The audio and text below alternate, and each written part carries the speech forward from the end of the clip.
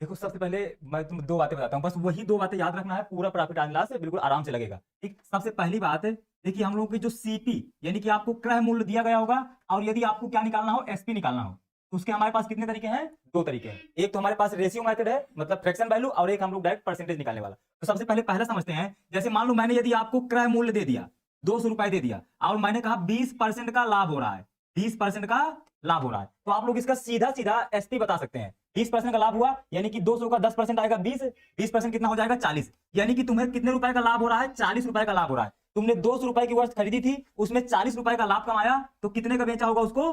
240 रुपए का बेचा होगा। तो ये तो तुम्हारा एक पहला तरीका होगा एसपी निकालने का। लेकिन मान लो कभी कभी क्वेश्चन ऐसा आएगा जिससे आप इस तरीके से सीधा सीधा वो नहीं निकाल पाएंगे। जैसे मैं दे दूं कि आपका जो क्रय मूल्य है वो 96 रुपए है, आपका जो क्रय मूल्य है 96 रुपए है, और आपको जो लाभ होता है वो 18 सहित 3/4% का लाभ होता है। कितने का लाभ होता है? 18 सहित 3/4% का लाभ होता है। तो मुझे विक्रय मूल्य बता दो। तो क्या तुम इसका 18 से 3/4% निकाल सकते हो? आसानी से नहीं निकाल पाओगे। यदि मैं 10%, 15%, 18%, 19%, 21% बोलता तो तुम लोग आराम से आसानी सीधा सीधा इसका परसेंटेज निकाल लेते, और वही आपका क्रय मूल्य रहता। लेकिन ये 18 से 3/4 का परसेंटेज डायरेक्टली नहीं निकाल सकते। तो फिर हम लोग क्या करेंगे, इसको हम लोग पहले फ्रैक्शन में बदल देंगे। तो 18 से 3/4 को पहले फ्रैक्शन में बदलने के लिए क्या करोगे? 18 का मल्टीप्लाई 4 में कराओगे और इसका 3 जोड़ दोगे, तो 18 चौको 72, 72 में 3 जोड़ो कितना हो जाएगा? 75। और ये बटे में 4 जैसा था वैसे लिख दिया, यानी कि ये 75/4% बन जाएगा। और जब भी परसेंटेज हटाते तो बटे में हमारा क्या हो जाता है? 100। अब इसको आप हल करिए तो कितना आएगा? 25 3 75, 25 चौको 100, ये कितना आ जाएगा? 3/16, यानी फ्रैक्शन वैल्यू आपकी कितनी आ गई? 3/16। जैसे 18 से 3/4% को तुमने फ्रैक्शन बदला, वो आ गया 3/16। ये हमें क्या बताता है कि 16 रुपए की वस्तु थी, उसमें तुम्हें यहाँ लाभ हो रहा है, तो मतलब 3 रुपए का लाभ हुआ। तो 16 की वस्तु यदि तुम्हें 3 रुपए का लाभ होगा तो उसको कितने का बेचोगे? 19/16 की, 19/16 की बेचोगे। अब तुम्हें यदि सीपी से क्या निकालना है, यदि तुम्हें अब सीपी से एसपी निकालना है, तो मैंने क्या कहा था, यदि आपको सीपी से एसपी निकालना होगा तो ये जो आपकी फ्रैक्शन वैल्यू आई, इसका सीधा सीधा मल्टीप्लाई करा दोगे तो वही आपका एसपी आ जाएगा। यानी इसमें से आपको कुछ नहीं करना, 19/16 का मल्टीप्लाई करा देंगे तो 16 छक्का 96, 19 छक्का 114, यानी कि आपका सीधा सीधा एसपी कितना आ जाएगा? 114। तो सीपी से एसपी निकालने के दो तरीके हैं। यदि सिंपल परसेंटेज दिया होगा तो हम लोग उसको डायरेक्ट परसेंटेज निकालेंगे, जितना आएगा जोड़ देंगे, आपका एसपी आ जाएगा। लेकिन यदि परसेंटेज बहुत कॉम्प्लिकेटेड दिया है तो फिर हम उसमें क्या करें, तुरंत क्लियर हो जाना चाहिए। ठीक, अब ये इसके बाद दूसरी चीज आती है, यदि अब आपको एसपी दिया हो, यदि अब आपको एसपी दिया हो और आपको क्या निकालना हो? सीपी निकालना हो। यदि आपको एसपी दिया हो और सीपी निकालना हो तो उसका सिर्फ और सिर्फ एक ही तरीका है, और उसमें आपको कुछ नहीं करना। यदि मैं बोल दूं कि यहां पर आपको कितने परसेंट का लाभ हो रहा था? 18 सही 3/4% का लाभ हो रहा था। जब आप किसी वस्तु को 18 सही 3/4% के लाभ पर बेचते हैं तो आप उस वस्तु को कितने में बेच रहे थे? 114 रुपए में बेच रहे थे। तो आप मुझे क्या बता दो? सीपी बता दो। तो कुछ नहीं करना, इसको सबसे पहले फ्रैक्शन में लिखोगे। अभी अभी फ्रैक्शन बताया, इसकी वैल्यू कितनी होती है? 3/16, 3/16, यानी कि 16 रुपए की वस्तु में आपने 3 रुपए का लाभ कमाया, तो इसको कितने की बेचा होगा? तो 19/16 की बेचा होगा। कितने की बेचा होगा? 19/16 की बेचा होगा। अब इसके बाद मैंने कहा था जब भी आपको एसपी से सीपी निकालना हो तो आप कहां आ रहे हैं? उल्टा आ रहे हैं, यानी एसपी से आप सीपी निकाल रहे हैं, तो यानी कि आप उल्टा आ रहे हैं। तो आप इसका कुछ नहीं करना था, आपको क्या करना था, ये जो आपका 19/16 आया था, इसका आप सिर्फ और सिर्फ कितना? 16/19 से मल्टीप्लाई करा देंगे। इसको काटेंगे तो 19 छक्का 114, 16 छक्का 96, यानी कि सीपी आपका क्या आ गया? 96। तो एसपी निकालने का सिर्फ और सिर्फ एक तरीका है कि पहले आप उसको फ्रैक्शन में बदलोगे। फ्रैक्शन जो भी आएगा, जो भी फ्रैक्शन आएगा उसका आप किसमें? एसपी के साथ उल्टा मल्टीप्लाई कराएंगे। उल्टा यानी यहाँ पे 19/16 लिखा था तो आप 16/19 का मल्टीप्लाई करा देंगे, उल्टा का मल्टीप्लाई करा देंगे, आपका सीधा सीधा सीपी आ जाएगा। ठीक, तो एसपी से सीपी निकालने का आपका सिर्फ और सिर्फ एक तरीका है। लेकिन सीपी से एसपी निकालने के हमारे पास दो तरीके हैं। एक तो हम लोग फ्रैक्शन मेथड भी अप्लाई करेंगे, और एक हम लोग कभी कभी परसेंटेज मेथड भी अप्लाई करेंगे, जिससे हम लोगों को आसान लगेगा, वही वाला हम लोगों का आंसर करते जाएंगे। ठीक है, दो बातें बस इतना समझना था, बाकी इसके अलावा प्रॉफिट लॉस में कुछ नहीं है। अब चलते हैं सीधा क्वेश्चन पर। ठीक, अब देखो एक चीज यदि आपको क्या कहते हैं, ये सभी को क्लियर ही होगी। जैसे मान लो कोई वस्तु आपने 100 रुपए की खरीदा था, 100 रुपए खरीदा था, उसमें से आपने 10 रुपए का लाभ कमाया, तो आपने इसको कितने की बेचा होगा? 110 रुपए की बेचा होगा। यानी सीपी में यदि आप प्रॉफिट जोड़ देते हैं तो आपका क्या आ जाता है? एसपी आ जाता है। एक और दूसरी चीज हमने सीखी थी कि यदि मान लो किसी कोई वस्तु आपने 100 रुपए में खरीदी, उसमें से आपको 15 रुपए का नुकसान हो गया, 15 रुपए का नुकसान हो गया, तो यानी कि 100 की वस्तु में आप 15 रुपए का नुकसान कर रहे हैं, तो आप इसको कितने का बेच रहे होंगे? सिर्फ और सिर्फ 85 का बेच रहे होंगे। यानी कि यदि आप सीपी में से लॉस घटा देंगे तब भी आपका क्या आ जाएगा? एसपी आ जाएगा। बस इतना ही कांसेप्ट है प्रॉफिट लॉस में, इसके अलावा आपको कुछ भी नहीं समझना। अब चलते हैं सीधा क्वेश्चन पर।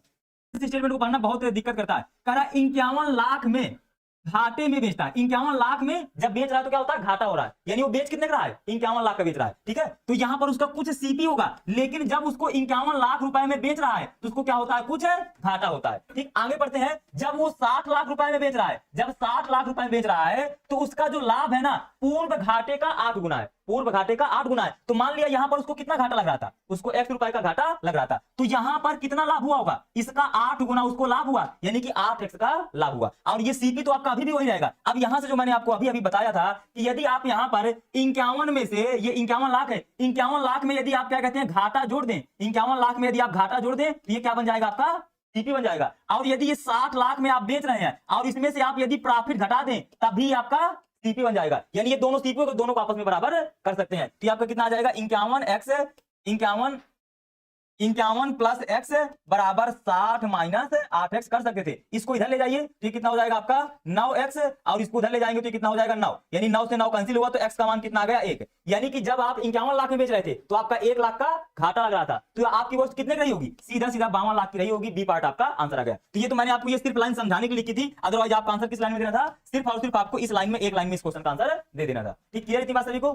चलिए अब देखिए इतना सही दिमाग लगाना, बाकी इस क्वेश्चन में पीडीएफ दे दूंगा। ठीक है, चलो अब देखो इस क्वेश्चन को पढ़ते हैं आराम से, इसके बाद फिर मैं आपको क्वेश्चन दूंगा तो आप आराम से जल्दी जल्दी करिएगा। देखो जो जितना मैंने बताया उसके अलावा आपको प्रॉफिट लॉस में कुछ करना नहीं है। देखो इस क्वेश्चन को भी पढ़ते हैं। कह रहा किसी बाइक को कितने बेचा जाता है, 230 रुपए बेचा जाता है, तो उसको कितने परसेंट का लाभ होता है, 15% का लाभ होता है। यानी ये बेचा गया ना, मतलब एसपी आपको कितना दिया है, 230 दिया है, इसमें 15% का लाभ हो रहा था, तो 15% को पहले फ्रैक्शन में लिखेंगे, वैल्यू सभी को पता होनी चाहिए कितनी होती है, 3/20। 15% का मान कितना होता है, 3/20, यानी 20 की वस्तु आप कितने में बेच रहे हैं, 3 के लाभ में बेच रहे हैं, यानी आप उसको कितने का बेच रहे होंगे, 23/20 का बेच रहे होंगे। और मैंने आपको अभी अभी सिखाया कि जब भी आपको एसपी से सीपी निकालना हो तो ये जो फ्रैक्शन वैल्यू आती है इसका उल्टा से मल्टीप्लाई करा देना है, यानी 20/23 से मल्टीप्लाई कराएंगे तो ये 10 आएगा, 10 × 20 यानी कि सीपी आपका आ गया 200। अब सीपी आपका 200 आ गया। अब आगे कह रहा है यदि बैग को 20% लाभ पर बेचा जाए तो उसकी बिक्री कीमत कितनी आपको बताना है। अब आपका इसका विक्रय मूल्य कितना है, 200, इसको आप कितने परसेंट के लाभ पर बेचना चाहते हैं, 20% के लाभ पर बेचना चाहते हैं, तो आप इसको कितने का बेचेंगे, तो इसमें पहला वाला मैथ लगा देंगे क्योंकि इसका परसेंटेज निकालना हमें बिल्कुल आसान है। तो 200 का 20% कितना आएगा, 40 है, क्योंकि एक अंक बाद दशमलव होगा, 10% का मान 20 है तो 20% का मान 40, यानी 200 की वस्तु में आप 40 रुपए का लाभ कमाना चाहते हैं, तो आप इसको कितने का बेच रहे होंगे, सीधा सीधा 240 रुपए का बेचेंगे। कौन सा आंसर हो जाएगा आपका, सी पार्ट आंसर हो जाएगा। तो आपको जो मैंने सिर्फ 2 रूल बताए, चाहे दुनिया का कोई भी प्रॉफिट लॉस का क्वेश्चन आ जाए, उन 2 नियम के अलावा आपको कुछ भी नहीं सोचना। ठीक, अगला क्वेश्चन देते हैं, आप लोग इसका खुद आंसर बताएंगे। चलिए सभी लोग इस क्वेश्चन का आंसर बताएंगे बिल्कुल आराम से। खुशबू 2400 तो कुछ नहीं करना, तो बिल्कुल आसान सा है, 19 रुपए में बेच रहे हो, 19 रुपए में बेच रहे हो, यानी कि एसपी आपका कितना दिया है, एसपी आपका 1900 दिया गया है। तो सबसे पहले आप सीपी निकाल लो, सबसे पहले आप सीपी निकालो, तभी तो आप पता चल पाएगा कि 20% लाभ पर आप वस्तु कितने में बेचेंगे। सीपी निकालने का तरीका सीधा सीधा क्या है, 5% को फ्रैक्शन में लिखेंगे तो कितना आएगा, 1/20। यहाँ हानि की बात करा है, यानी कि 20 की वस्तु में 1 की हानि हो रही है, यानी कितने का आप इसको बेच रहे होंगे, 19/20 का बेच रहे होंगे। अब आपको एसपी से क्या निकालना है, सीपी निकालना है। तो जब भी एसपी से सीपी निकालना हो तो आपको क्या करना होता है, ये जो फ्रैक्शन वैल्यू आती है इसका उल्टा मल्टीप्लाई करना होता है, यानी 20/19 का मल्टीप्लाई करा देंगे तो ये कितना आ जाएगा 100, और 100 × 20 यानी कि 2000, यानी सीपी आपका आ गया 2000। अब सीपी आपका आ गया, अब कह रहा है उसे किस कीमत पर बेचना चाहिए कि 20% का लाभ हो, यानी कि आपने उसको खरीदा तो था कितने का, 1900 का, सॉरी 2000 का, आपने उसको खरीदा था 2000 का। अब इस 2000 में आप कितने का लाभ चाहते हैं, 20% का लाभ चाहते हैं, तो भाई सीधा सीधा निकाल लो 2000 का 20%, तो 10% कितना आएगा 200, तो 20% कितना आ जाएगा 400, यानी 2000 की आपने कोई वस्तु खरीदी थी उसमें 400 का लाभ कमाना चाहते हैं, यानी आप उस वस्तु को कितने का बेचेंगे, 2400 का बेचेंगे। सीधा सीधा आपका बी पार्ट आंसर आ जाएगा। तो देखो आपको कुछ नहीं करना था, सिर्फ 1900 × 20 लिखना था, वो 2000 आ गया, 2000 का 20% निकालना था, 2400 आ जाना था, और इसमें कोई भी पेन का यूज नहीं करना था, बिना पेन के इस क्वेश्चन का आंसर बताना था। सारे लोग इस क्वेश्चन को बिना पेन के ही करते हैं। ठीक है, इतनी बात सभी क्लियर हो गई। अगले क्वेश्चन में चलें, आ जाओ अगले क्वेश्चन में। चलिए कितने का बेच रहे हो, किसी वस्तु को 15% लाभ पर 1725 में बेचा जाता है, यदि इसे 1500 की हानि पर बेचा जाता तो विक्रय मूल्य कितना होगा ये आपको बताना है। तो भाई ये बताओ 1725 में बेचा जाता है, तो 1725 यानी कि ये आपका एसपी हो गया, जब बेचा जाता है मतलब 1725 एसपी है, कितने परसेंट, 15% के लाभ पर बेचा जाता है। 15% का मान कितना होता है फ्रैक्शन में, 3/20 होता है, यानी 20 की वस्तु में आप 3 रुपए के लाभ पर बेच रहे हैं, तो इसको कितने का बेच रहे होंगे, 23/20 का बेच रहे होंगे। लेकिन आपको एसपी से क्या निकालना है, सीपी निकालना है, तो ये जो आया इसका उल्टा मल्टीप्लाई करा दोगे, यानी 20/23 का मल्टीप्लाई करा दोगे, इसको काटोगे तो कितना आएगा, 23 × 5 = 115, 23 × 7 = 161 होता है, 23 × 7 कितना होता है 161, अब 23 × 7 = 161, अब बच गया 11, 23 × 5 = 115, 75 × 15 यानी कि 1500 आ गया, यानी कि आपका सीपी कितना हो गया 1500। अब 1500 की वस्तु को आप कितने रुपए की हानि पर बेचना चाहते हैं, 15% की हानि पर बेचना चाहते हैं, यानी कि 1500 का 15% निकाल लो तो 10% आएगा 150, एक अंक बाद दशमलव लगा दोगे, एक अंक बाद दशमलव लगा दोगे, 10% का मान आ गया 150, तो 5% का मान कितना आ जाएगा 75, यानी 15% का मान कितना हो जाएगा 150 + 75 यानी कि 225, यानी कि आप इसको 225 रुपए के नुकसान पर बेचना चाहते हैं। तो यानी कि 1500 की वस्तु को जब आप 225 रुपए के नुकसान पर बेचना चाहते हैं तो 1500 में 225 घटा दोगे तो कितना आ जाएगा ये 1275, यानी कि आप इस वस्तु को कितने में बेचना चाहते हैं 1275 में बेचना चाहते हैं। आपका कौन सा आंसर हो जाएगा, सीधा सीधा ए पार्ट हो जाएगा, कोई कैलकुलेशन नहीं थी इसमें, एक लाइन का सिर्फ और सिर्फ आंसर था। अब बताओ, ये तो ठीक है, मान लो तुमने ये एक लाइन लिख दिया, ये आपने एक लाइन लिख दिया क्योंकि इसमें थोड़ा सा काटने में हो सकता है दिक्कत है, लेकिन जैसे ही आपको 1500 आ गया, अब इसके बाद थोड़ी ना कोई पेन का यूज करना चाहिए, आपको 1500 का सीधा सीधा 15% निकालना चाहिए, 225 होगा। अब 225 1500 में 225 घटाना है तो कितना आएगा, सीधा सीधा 1275। तो अब इसके अलावा एक लाइन के अलावा कोई दूसरी लाइन की कैलकुलेशन नहीं करना था पेन से। क्लियर थी बात सभी को? चलिए आ जाओ अगले क्वेश्चन में। एक बात बताना, बिल्कुल सिंपल सी बात पूछ रहा हूं, जैसे आपने एक पेन 10 रुपए का पेन, आप एक पेन खरीद के लाए, अब इधर पेन बंद कर दो, इधर देखो सब लोग, इधर पेन का भी बंद कर दो, हाँ इधर रख दो पेन। अब देखना, जैसे मान लो कि क्या कहते हैं, अवधेश एक पेन 10 रुपए का खरीद करके लाया, अब अवधेश इस पेन को 2 रुपए के लाभ पर बेचता है। कितने रुपए के लाभ पर बेचता है? 2 रुपए के लाभ पर बेचता है। तो इस पेन को कितने का बेचेगा? 12 का बेचेगा, 12 का। अब इस तरह के जितने भी पेन होंगे, ये इस तरह के जितने पेन लाया होगा, सबको तो उसमें 2 रुपए के लाभ पर ही बेचेगा, सबको बराबर बराबर लाभ पर ही तो बेचेगा।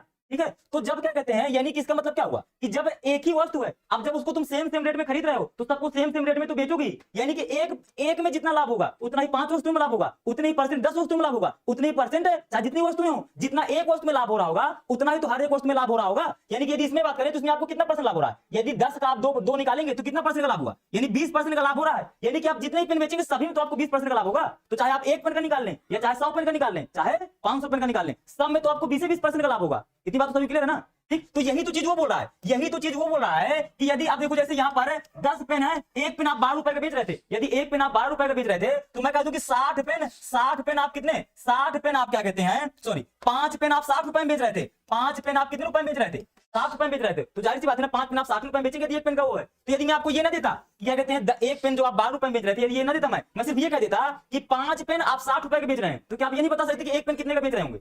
बता सकते हो ना कि 60 में से जितने का बेच रहा हो उतने 5 पेन तो भाग दे दोगे, तो एक पेन का मूल्य नहीं आ जाएगा, आ जाएगा ना? तो एक पेन का मूल्य यहां से आप सीधे से 12 निकाल सकते थे। तो यही चीज तो यहां पर कर सकते हो। 63 मशीनें हैं, कितनी 6300 रुपए में आप 6 मशीनें बेच रहे थे, 6300 में 6 मशीनें, तो एक मशीन का मूल्य तो निकाल सकते हो ना, कितना आएगा? 6 कम 6 और 6 पंचे 30, 6 पंचे 6 कम 6 और ये 0 और ये 5, यानी एक मशीन आप कितने बेच रहे होगे? अच्छा ये एक 0 लगा, ठीक है, तो एक मशीन कितने की बेच रहे होगे? 10,500 की बेच रहे होगे। अब ये तो आप एक मशीन 10,500 की बेच रहे हो ना, यानी कि आपका एक मशीन का एसपी आ गया। अब देखो उसे 5% का लाभ हुआ था, लाभ कितने का हुआ था, इधर देखो कुछ भी, इधर 5% का लाभ हुआ था, यानी 5% को फ्रैक्शन में लिखो, कितना आएगा? 1/20, यानी एक का लाभ हो रहा है 20 की वस्तु में, यानी आप इसको कितने का बेच रहे होगे? 21/20 का बेच रहे होगे। लेकिन आपको एसपी दिया है, आपको निकालना क्या है? सीपी निकालना है। तो जब भी एसपी से सीपी निकालो तो क्या करते हैं, इसका उल्टा मल्टीप्लाई कराते हैं, यानी 20/21 का मल्टीप्लाई करा देंगे, ये 21 पंचे कितना आएगा?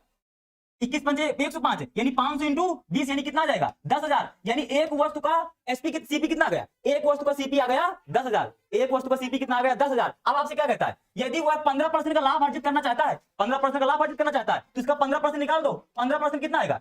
15% कितना आएगा? तो ये 1500 आ जाएगा। 15% कितना आ जाएगा? 1500 आ जाएगा। यानी कि वो 10,000 की वस्तु में 1500 का लाभ कमाना चाहता है, 1500 का लाभ कमाना चाहता है, तो कितने का बेच रहा होगा? यानी एक वस्तु को 11,500 में बेच रहा होगा। जब एक वस्तु को 11,500 बेच रहा है, तो आपको चाहे जितने का पूछे, 8 का पूछा है तो 8 का मल्टीप्लाई करा देंगे, 10 मशीनों को पूछा तो 10 का मल्टीप्लाई करा देते, 1 लाख का पूछा तो 1 लाख मशीनों का मल्टीप्लाई करा देते। अब देखो, अब इसका मल्टीप्लाई आपको डायरेक्ट कराना आना चाहिए। देखो पहले 11 का मल्टीप्लाई 11,000 का मल्टीप्लाई 8 में करा दो तो 11 88, 88 से हो जाएगा। अब 500 का मल्टीप्लाई 8 में करा दो तो 4,000 हो जाएगा। 88 और 4 कितना हो जाएगा? 92,000। यानी को कितने की बेच रहा होगा? 8 मशीन है, 92,000 की बेच रहा होगा। सीधा सीधा डी पार्ट आंसर हो गया, सीधा सीधा डी पार्ट, कोई कैलकुलेशन नहीं करना था। ठीक है, बस इसमें से क्या था कि अब देखो इतना तो मान सकता हूं कि ये आपको थोड़ा सा लिखना पड़ेगा, एक लाइन और एक लाइन इसको लिखना पड़ सकता है, बाकी ये तो आप 10,000 जैसे ये तुरंत आप मल्टीप्लाई करा लेंगे, इसमें तो कुछ कैलकुलेशन करना ही नहीं था।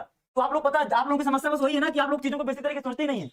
तो इस क्वेश्चन में कोई दम थोड़ी ना थी। अब ये तो आपको पता है ना कि यदि क्या कहते हैं एक पेन का यदि मूल्य दे दूं तो सीधा सीधा, लेकिन यदि मैं 5 पेन का मूल्य दे दूं तो आप एक पेन का मूल्य तो निकाल ही सकते हैं ना। तो यदि वो 6 सिलाई मशीनों का मूल्य दिया है तो एक सिलाई मशीन का विक्रय मूल्य निकाल सकते हो ना, उसमें कौन सी दिक्कत थी?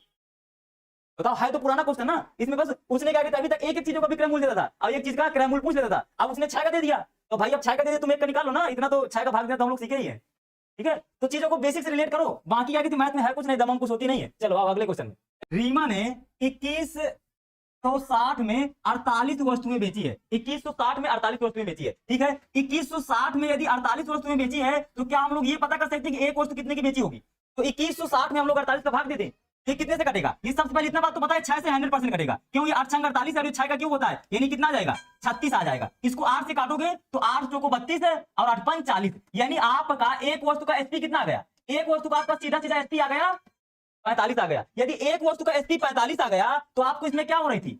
10% की हानि हो रही थी, 10% की हानि हो रही थी। तो 10% का फ्रैक्शन मान कितना होता है? 1/10, यानी 10 की वस्तु में आपको 1 की हानि हो रही थी, यानी आप इसको कितने का बेच रहे होंगे? 9/10 का बेच रहे होंगे। लेकिन जब भी मैंने आपको बता रखा है, जब भी एसपी से आपको सीपी निकालना हो तो आप लोग क्या कराते हैं, ये जो फ्रैक्शन वैल्यू आती है इसका उल्टा से मल्टीप्लाई करा देते हैं। इसका उल्टा से मल्टीप्लाई करा दो, यानी 10/9 से मल्टीप्लाई करा दो, तो 9 पना 45, 10 पना 50, यानी एक वस्तु का सीपी आपका आ गया 50। एक वस्तु का यदि सीपी 50 आ गया, आप इसको कितने का बेचना चाहते हैं? 12% के लाभ पर बेचना चाहते हैं, 12% के लाभ पर। तो 50 का 12% सीधा सीधा निकाल दो, तो भाई 2 अंक बाद दशमलव लगाओगे तो 0.5 बन जाएगा। 0.5 बन गया, यानी कि क्या कहते हैं 1% का मान 0.5 हो गया, तो 12 पंचे 60, यानी कि 12% का मान कितना हो जाएगा? 6 हो जाएगा। यानी कि 50 की वस्तु में आप 6 का लाभ कमाना चाहते हैं, तो एक वस्तु आप कितने की बेच रहे होगे? 56 रुपए की बेच रहे होंगे। अब यदि एक वस्तु का आप 56 रुपए की बेच रहे हैं, तो आपको कुल कितने रुपए की वस्तु में बेचना है?